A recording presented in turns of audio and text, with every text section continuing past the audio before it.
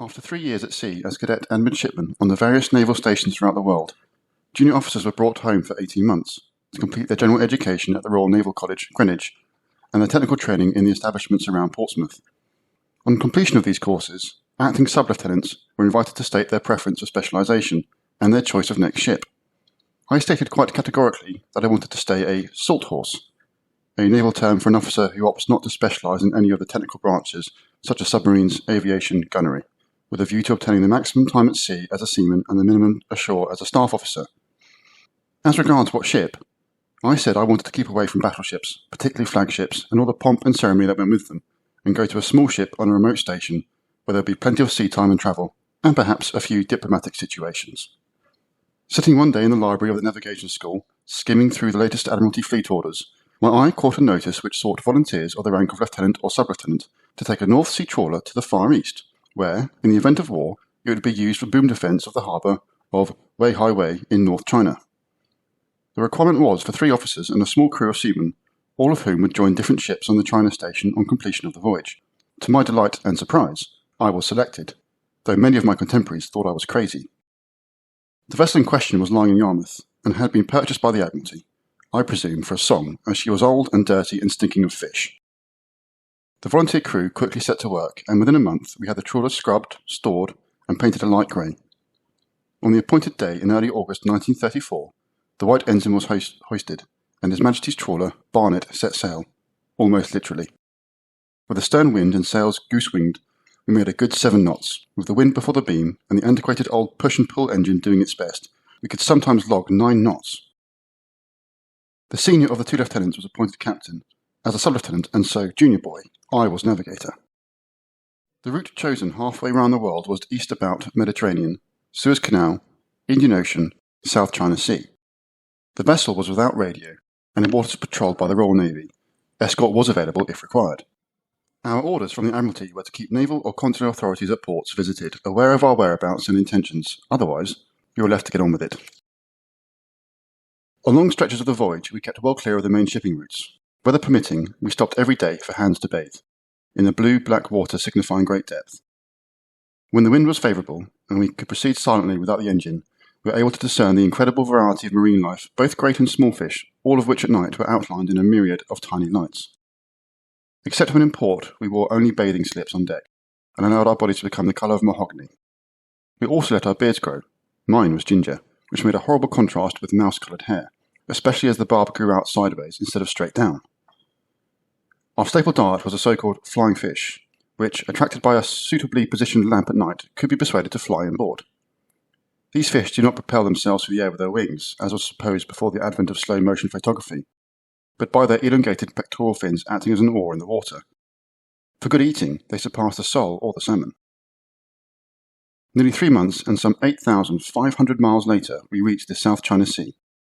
With no defects, there was nothing to go wrong, we wasted little time in Singapore and survoyed the great naval base and at least 2 admirals. With time in hand, we took the much longer route to Hong Kong, coasting the north shores of Sarawak, Brunei and North Borneo, stopping at various small places on the way and exploring up the Jesselton River. From there we followed the route, delightfully inscribed on the chart, recommended for low-powered steamers, through the southern islands of the Philippines. In the middle of the South China Sea, we ran into a full-blooded typhoon. A ship of medium size might be in trouble. A big ship would have been most uncomfortable and risked structural damage. But, as Sir Francis Chichester found in his cockleshell when rounding Cape Horn, a small vessel is not really worried by mountainous waves because it can ride them like a cork. The wind, however, is frightening, and you are only safe if you can keep the ship head to wind, using in our case a pocket handkerchief-sized mizzensail to supplement the rudder. The emergency destroyer from Hong Kong was out to sea to look for us, but returned to port having seen nothing. Several days later, Barnet turned up, none the worse, and we received a great welcome from anxious and curious onlookers. Looking back, I am sure that all of us on board benefited enormously from this little escapade. It was certainly not a frivolous or time-wasting venture, and the cost, as a charge to the defence budget, was to some extent offset in the saving in our fares by passenger liner to the other side of the globe. To end the story sadly, HM trawler Barnet was handed over to an experienced Chinese naval crew, which promptly put her on a rock off Wei Harbour, where she sank in deep water. Fortunately, there was no loss of life. Having shaved off my beard and generally smartened myself up, I went from the ridiculous to the sublime by joining HMS Kent, cruiser flagship of Admiral Sir Frederick Dreyer, Commander-in-Chief of Britain's China Fleet, then cruising round Japan. The station extended from Vladivostok in the north to Port Darwin in the south, and everywhere in between, including navigable water up the mighty Yangtze Kiang into the heart of China. The Admiral himself, once flag captain to Lord Jellicoe in the Lion at the Battle of Jutland, was as much a roving ambassador of Great Britain with great responsibility and authority as commander of a powerful, balanced fleet of ships. Our duties on the station were clearly defined. The war clouds were gathering over the Far East, and the Japanese were making considerable advances in their invasion of Manchuria. The British-held treaty port of Weihaiwei in the province of Shantung was thus threatened. Brigandage was still rife up and down the Yangtze Kiang and the Sea Kiang, requiring a flotilla of gunboats, based in Shanghai and Canton, to protect international trade. In the open sea, destroyers from Hong Kong were kept busy on anti-piracy round the coast of China. I was lucky to be loaned to the destroyer Dainty for 2 months as officer in charge of an armed boarding party, with authority to search ocean-going junks for anyone held hostage for ransom. A future First Sea Lord, Admiral Sir David Luce, then a young lieutenant, was rescued by this means from the clutches of pirates in the South China Sea after a spirited fight in which he suffered a badly fractured arm. I was even more fortunate to have been sent to the gunboat B, flagship of the senior officer Yangtze Flotilla, Rear Admiral Crabb, for a 3-month trip carrying the White Ensign to Chongqing, more than 2,000 miles from the sea, into mountainous country where the river flowed at a rate close to the maximum speed of the ship. Here, as directed by consular officers on the way, we used our comparatively massive 6-inch gun to bombard the hideouts of pirates engaged in plundering the trade of silks and spices from the province of Sichuan to the sea. Whenever possible, as recreation, we would put ashore with sporting guns for some of the best duck and snipe shooting to be found anywhere. It was said that the local guides we employed as beaters were some of the self-same pirates we had blasted with something bigger only days before. After 2 most adventurous years on that fascinating station, at a time when travel in China was perfectly safe for an Englishman, especially if he carried tattooed for life on his forearm, not a naked woman, but a dragon, the symbol of Imperial China, I returned to England in HMS Kent at the end of a happy and memorable commission. Now a full lieutenant, I was reappointed at once to a new destroyer, HMS Isis, under construction in the yard of Messrs. Yarrow of Glasgow. Early in 1937, Isis sailed for the Mediterranean, where trouble aplenty awaited us. At the eastern end, the fleet had been on full alert since the start of the Italo-Ethiopian War the year before. At the other, the Spanish Civil War was being bitterly fought. Under the terms of the Non-Intervention Committee, units of the fleet were engaged in patrolling the east and south coast of Spain to demonstrate to the insurgent forces under General Franco that interference with British shipping outside territorial waters was not to be tolerated. Britain and France held strictly to the Pact for Non-Intervention. Germany and Italy, on the other hand, connived at sending every material aid to the insurgents with a view to using the state of war within Spain as a testing ground for new weapons and tactics, particularly aerial bombardment. The role of Russia in this embroilment in Europe was anybody's guess. As a warning to its leaders to keep out of Spain and not to exacerbate an already dangerous situation by lending support to the communist forces engaged there, the British government decided to send a squadron of 2 cruisers, Dispatch and Delhi, and 3 new destroyers, Inglefield, Isis and Ilex, under the command of Rear Admiral Lionel Wells, into the Black Sea to show the flag. The squadron steamed up the Dardanelles, past Gallipoli and into the Sea of Marmora. Next morning we entered Bosphorus and dropped anchor off Istanbul, opposite the Sultan's palace. On passing the Golden Horn, the flagship hoisted the Turkish flag at the masthead and fired a national salute of 21 guns. That night all ships were floodlit while the President, Kemal Ataturk, gave a ball attended by officers of the visiting squadron and foreign representatives accredited to Turkey, all of them in full military or diplomatic uniform. It was, indeed, a spectacular occasion.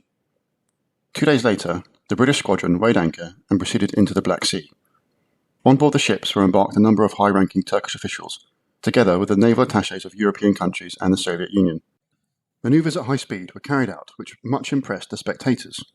As one remarked, he did not think it was possible for ships proceeding at 30 knots in close formation to reverse course under full wheel without collision. I think we quite impressed ourselves too. Having disembarked the visitors, the squadron continued on its mission to Constanta, the port of Bucharest, and other places around the Black Sea. The destroyers proceeded up the Danube to pay an official visit to Gauts, some 100 miles into the hinterland of Romania.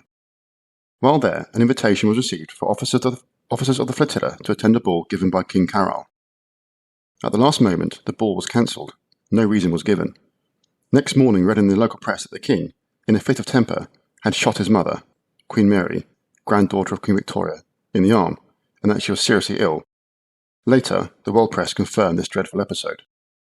Back in the Mediterranean, there now existed a state of unrestricted piracy, short of open warfare, unknown submarines against harmless merchant ships and occasionally warships. To counter this situation of undeclared hostilities, the Mediterranean naval powers signed the Nylon Pact, delegating to each country responsibility for patrolling designated sectors in their overall area. The 3 I-class destroyers, straight from the builders, plus the Imogen, went to a war station based on the island of Mudros at the northern end of the Aegean Sea, with orders to patrol off the Dardanelles, covering the exit from the Black Sea. We were to challenge and report the presence of any warships seen in the area, with special orders to hunt to exhaustion, though not to kill, any submarine detected underwater, thus forcing it to surface and declare its identity. Not surprisingly, after a month of socialising and sightseeing, overeating and drinking during our flag-showing cruise, ISIS was in no sense fit and ready for war, and Imogen had only just completed trials. Nonetheless, we all set to with a will, on what was clearly going to be a long and arduous routine of vigilance, with ships prepared for immediate action. On the 6th day of this hazardous cat-and-mouse game, in and out of the many islands and rocks of this part of the Aegean minor coast, warning was received of a possible submarine in our area, thought to be laying in wait for a merchant ship from the Black Sea with contraband cargo for anti-communist Valencia. Some hours later, Captain D stands for Senior Officer of a Flotilla of Destroyers, in the Inglefield signalled, "Am in contact with underwater object," followed minutes later by "Contact confirmed, submarine moving northwards." We guessed that our quarry was Italian, or possibly German, but not Russian. ISIS closed the position at full speed and joined in the hunt, dropping small depth charges as the unseen vessel turned and twisted in an endeavour to shake us off. Several times we temporarily lost contact, and this put us at a disadvantage by night because the submarine could have surfaced in the dark and torpedoed one or other of the hunters. Contact was subsequently regained, but we were unable to force the U-boat to surface. By noon on the next day, the hunt had to be abandoned, the submarine, in all probability, having made its escape through the myriad of tiny islands. Continuing our patrol, ISIS, the following night, was proceeding on an easterly course towards the Turkish coast. The captain, Commander J.C. Closton, had turned in, having had an exhausting 2 days on the bridge without sleep. I was officer of the middle watch, with orders to turn the ship onto a northerly course on reaching the corner position of the search diagram, as indicated on the chart. Navigation was not made easy as a result of lights and beacons on the coast being extinguished for the duration of strained relations, and the distance from land was hard to judge by naked eye in the pitch dark. Steaming through a flat, calm sea at gentle speed, the ship seemed almost motionless. Only the regular ping of the ASDIC, anti-submarine detection control, broke the silence on the bridge. I reported down the voice pipe to the captain that we were due to alter to the northerly course in 5 minutes and no ships in sight. He acknowledged in a muffled voice. I did not feel happy. Suddenly, without warning, I sensed a strange feeling under my feet, and the ASDIC went silent. This was followed by an almighty crash up forward, as the ship heeled over at an alarming angle and came to rest. The captain was on the bridge in a flash and took charge, sending me down onto the forecastle to investigate and report. The first thing I saw, as I peered over the side, was a large tree, a cedar of Lebanon, only heaving line distance from the bows. The first lieutenant reported that the ship was badly holed at the fore end and flooding. The engineer officer telephoned the bridge to say that he was unable to turn the starboard propeller shaft, which must have buckled. On my return to the bridge, I found the captain perfectly calm. Everything on board was under control, and there was no panic, excepting the Maltese stewards, who had climbed into the whaler and were sitting there with oars at the ready. At first the captain said nothing to me. He then turned, and in a quiet voice, devoid of any rancour, "Well, that's the end of my career, and the high jump for you, Lombard-Hobson, I'm afraid." A little later, I heard him say to himself with considerable feeling, "What will my wife say when she hears... What will she say?" This endeared him tremendously to me, and I nearly burst into tears. There was no doubt in my mind that I was entirely to blame for what had happened. With hindsight, and I suppose more experience, instead of just timidly reporting that an alteration of course was due, and concealing any doubt I had with regard to the ship's position, I should have stopped engines then and there, and with conviction said, landing down the voice pipe, "I'm lost, sir, please come up." As it was, the captain did not heed my feeble warning. He was utterly exhausted and never woke up. By virtue of his rank and seniority, our captain, Commander J.C. Closton, was divisional leader and second in command of the flotilla. He had come to ISIS to gain the necessary sea time for promotion. Of Canadian descent, he had not been through Dartmouth and messed about in boats, and having qualified in ordnance with the highest honours, and spent much of his career ashore in the experimental department of the gunnery school, where he made a name for himself, he had not acquired that sixth sense which instinctively tells a seaman with a trained eye when trouble is at hand. or the sea is going to turn nasty on him. From the moment that he joined the ship, JCC, as he became known, threw himself with such zeal and determination into every activity on board that in no time he had us all in a state of jitters. A severe disciplinarian who ate, drank, and slept little, immaculately dressed and never off duty, he set a personal standard that we could not emulate. To toughen himself up for the job in hand, he had discarded his mattress and elected to sleep on the bare iron springs of his bunk. The officers felt ill at ease with him. The men could not begin to understand him and feared him. Little wonder in the flotilla that Isis was sympathetically dubbed the I Suffer in Silence ship. Being junior lieutenant on board, and so, automatically captain's personal assistant, I knew Clouston better than the others. I liked him and learned a great deal from him. I was certain that there was another, more human side to this impeccable man of steel.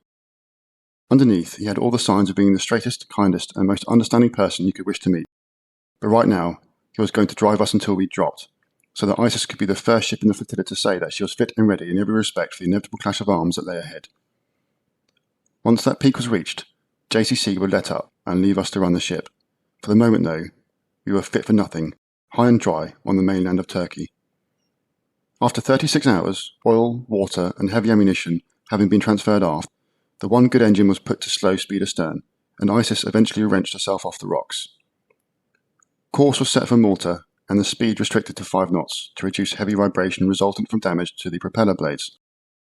6 days later, shamefully displaying the 2 not under control balls at the yard arm, Isis entered Grand Harbour, Valletta, and went straight into dry dock.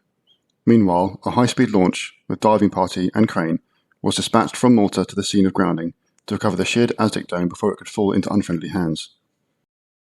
The Commander-in-Chief ordered a court-martial consisting of 3 post-captains and 5 commanders to assemble on board HMS Penelope in 3 weeks' time.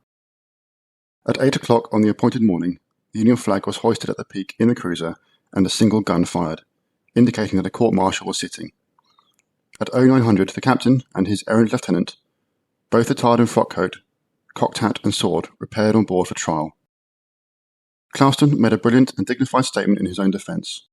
On grounds that the ship had been working under war conditions when certain risks have to be accepted, most of the spectators present in the courtroom thought that he would be cleared. I was then called in to state exactly what orders I had been given before going on watch on the night in question and what action I had taken when the ship was approaching land. When the court was reopened after the finding, Clouston's sword was seen pointing towards him on the table, indicating that he had been found guilty of hazarding His Majesty's ship Isis under his command. He was sentenced to be severely reprimanded. The case against me was dismissed. To the layman, this must sound harsh treatment. To officers and men of the Royal Navy and Reserves, it is a principle understood by all. When things go well with the ship, the captain collects the glory, and the top gong. In the event of an accident or serious incident of a disciplinary nature on board, he takes the can back. It's an age-old tradition and invariably followed, even when an HM ship grounds and suffers no damage at all.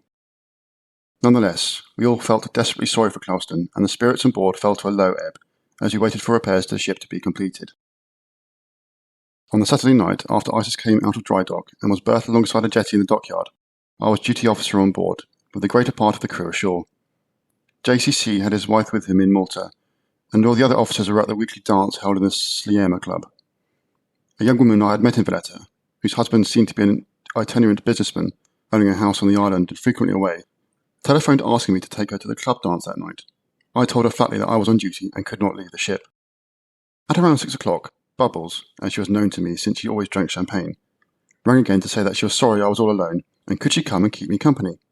I told her quite clearly that this was impossible because, as duty officer, I was not allowed to have a guest on board of either sex.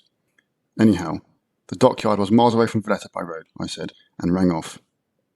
An hour or so later, the boatswain's mate came down to the wardroom and told me that there was a young lady on deck to see me. I stormed up and found Bubbles, dressed as for dinner in all her impish glory. She had driven to the customs house and crossed the harbour by Gazer and paid it off. What was I to do? Throw the baggage out, as Rex Harrison was to threaten the Cockney girl in My Fair Lady? I took her elbow and said I would give her 1 drink and that then she must go. But what if she refused? I had no car, and Gazers did not ply for hire in backwaters of the dockyard. Bubbles was clearly in a defiant mood. Much against my better judgment, I gave her supper, after which I said she must go, or I would be shot at dawn. Shortly before expiration of leave for Libertyman at midnight, I thought of a plan. While nobody was about on deck, I would bundle my uninvited guest over the monkey boom at the stern of the ship and drive her myself in the captain's speedboat across the harbour to the customs house. He need never know. These little craft are supplied to all ships for the personal use of the commanding officer. They carried 2 persons and were very fast. I could be back on board in 50 minutes. Bubbles climbed over the boom, though not so nimbly as Jacqueline or Villefranche days, and we set off into the darkness. The harbour was a dance of the bobbing lights of small boats, carrying late-night revellers back to their ship. At speed, it was easy for us to dodge in and out of them and avoid the various mooring buoys. Exhilarated after consuming the better part of a bottle of her favourite tipple, Bubbles was not content to sit down quietly in the boat as it raced across the harbour. With her hair streaming out behind and the spray thrown up by the boat caressing her face, she waved excitedly at each boat passed. At a critical moment, just as I was trying to avoid the wash of a large harbour ferry, I failed to notice the fleet flagship's mooring buoy, opposite the customs house, normally occupied by the Queen Elizabeth. The boat hit the buoy a glancing blow, turning over, and plunged to the bottom of the harbour. From the roar of a high-powered engine seconds before, there was sudden silence. The 2 of us were thrown clear, and we struck out for the customs house steps 200 yards away.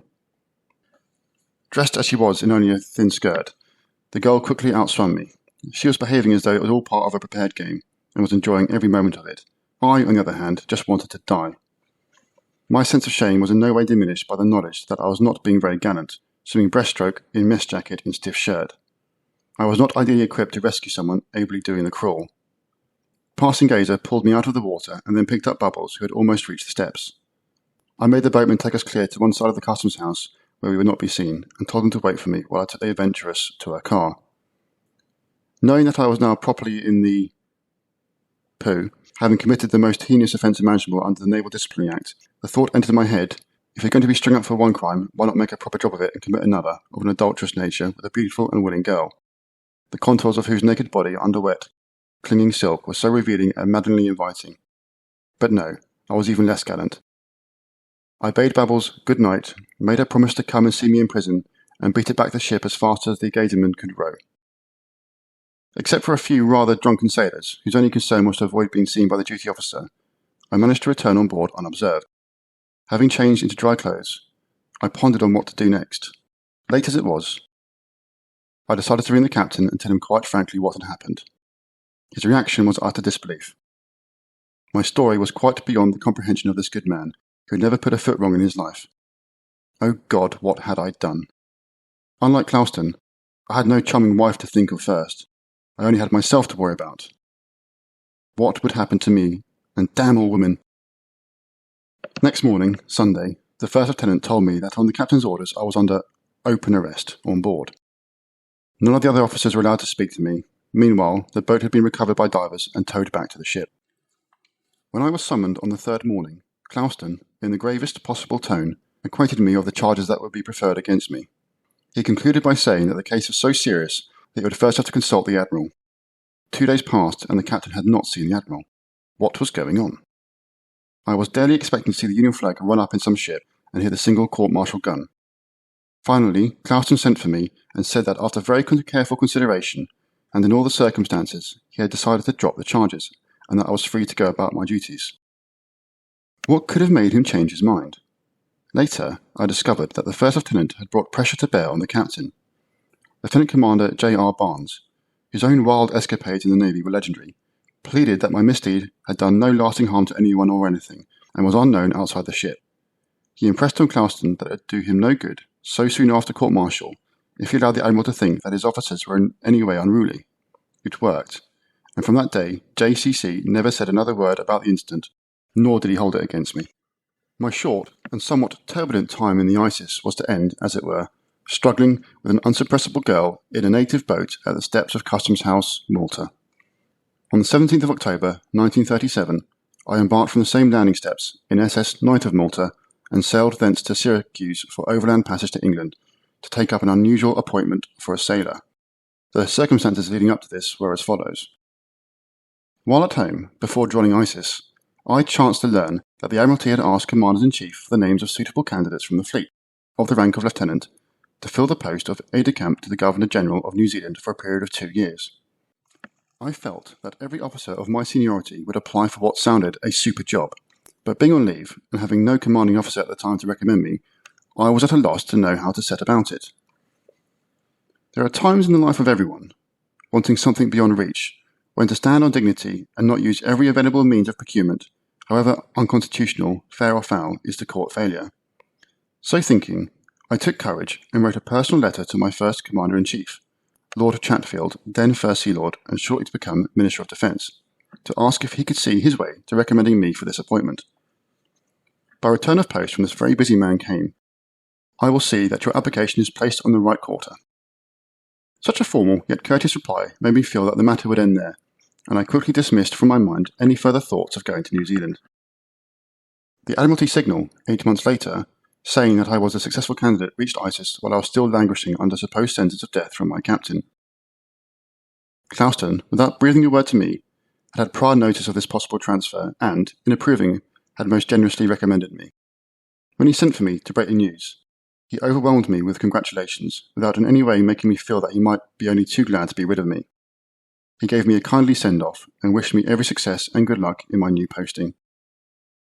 By no possible stretch of imagination could I pretend that the next 2 years of my life were in pursuance of my training in the profession of arms, nor that the time spent down under would do anything to benefit my physical or mental fitness for the global conflict to come.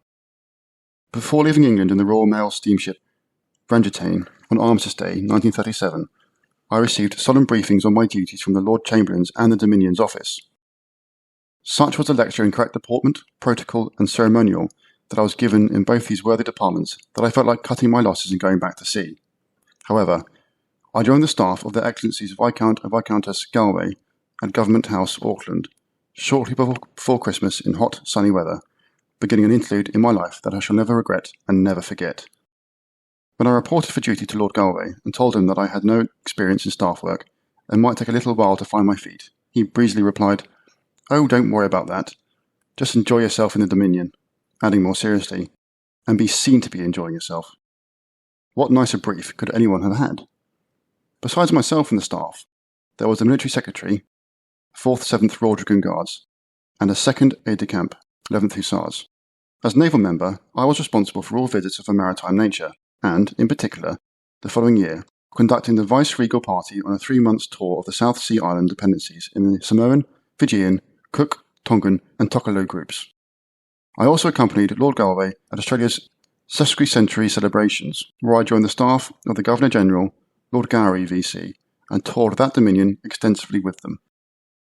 The closing days of my second year in New Zealand saw the war clouds over Europe becoming daily more ominous. I was employed in the cipher room of Government House, Wellington, decoding top-secret telegrams from London reporting the personal views of the Lord President of the Council, and the private exchanges between the Prime Minister and Adolf Hitler. Through the night of Sunday, 3rd September 1939, I was privileged to sit with the Governor-General at a meeting of the Cabinet in Parliament House. At the outset, his ministers in the first socialist government were in no way persuaded that the Dominion should join with Britain to fight a second war in Europe.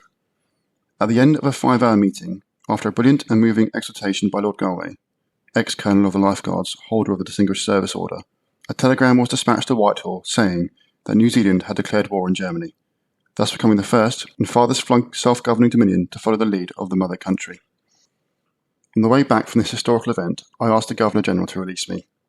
I had no instructions from the Admiralty on what I should do in the event of war. Without hesitation, Lord Galway gave his consent, saying goodbye to the Galways and their children.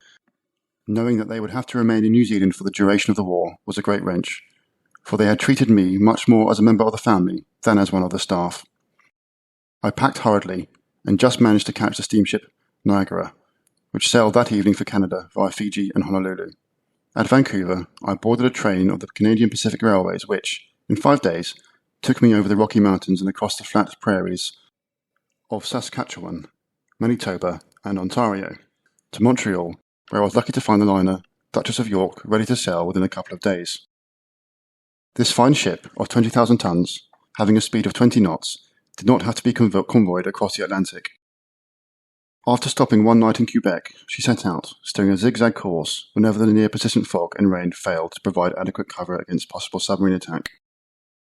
Liverpool was reached after a 7-day crossing, memorable for the excellence of the food and wines served at the captain's table, and in no way attenuated by the thought that none of us would enjoy such good living again for a long time to come.